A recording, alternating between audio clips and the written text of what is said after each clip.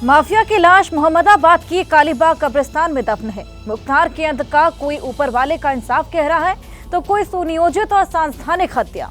लोकसभा चुनाव से एन पहले मुख्तार अंसारी के नाम पर यूपी और बिहार की सियासत में ध्रुवीकरण दिख रहा है।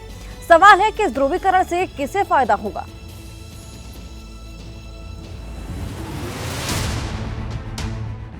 मुख्तार की कब्र पर सियासतदानों की हाजिरी, शोक सांत्वना से इतर भी है। अप्रैल का महीना शुरू हो चुका है। 19 अप्रैल को लोकसभा चुनाव के पहले चरण की वोटिंग है। सबको पता है कि दिल्ली का रास्ता यूपी से होकर जाता है और यूपी में 2 बार बीजेपी की रिकॉर्ड कामयाबी के बावजूद एम फैक्टर अभी भी वजन रखता है।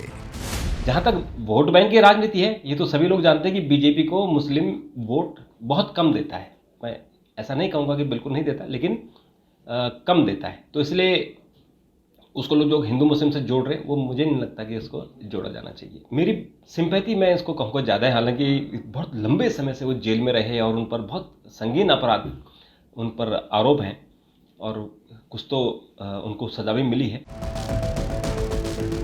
उत्तर प्रदेश के इन जिलों को सियासत के चश्मे से देखिए। ये मुस्लिम बहुल वो जिले हैं जहां बीजेपी के लिए कमल खिलाना बहुत मुश्किल टास्क है। यूपी के 7 जिलों में मुसलमानों की आबादी 40% से ज्यादा है और 2019 में इन 7 जिलों में से 6 पर मुस्लिम सांसद चुनाव जीते थे। हालांकि तब एसपी बीएसपी ने मिलकर चुनाव लड़ा था। इस बार दोनों अलग हैं, लेकिन वोट बैंक तो वही है। यूपी की 80 लोकसभा सीट में से 29 लोकसभा सीट पर 3 लाख से ज्यादा मुस्लिम वोटर हैं। हालांकि बीजेपी 50% वोट शेयर से ज्यादा हासिल करने के लिए बूथ लेवल पर सुपर एक्टिव है और विपक्ष को बीजेपी को रोकने के लिए एम फैक्टर पर अब भी भरोसा है। एक तबका इसको जो है राजनीतिक हत्या बताते हुए यह सिद्ध करने की कोशिश करेगा कि इस तरह की अगर हत्याएं चलती रही तो लोकतंत्र के लिए खतरा है और वो अपने एक स्पेसिफिक वोट बैंक का फायदा लेने के लिए इसकी कोशिश करेंगे। दूसरी तरफ कुछ ऐसे राजनीतिक दल इसको न्याय बताएंगे और बताने की कोशिश ये करेंगे, जो कि है भी वास्तविकता में देखा जाए तो वाकई में यह न्याय है। किसी भी तरीके से ऐसे अपराधियों को क्षमा नहीं किया जा सकता। वह भी इस चीज को ऐसा बताना चाहेंगे और बताएंगे कि हमारे कारण न्याय व्यवस्था सुदृढ़ हुई है।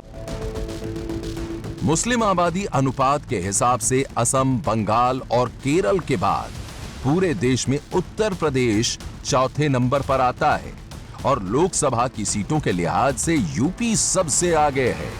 जाहिर है मुख्तार के बहाने विपक्ष 20% वोट को टारगेट करने से नहीं चूकना चाहता।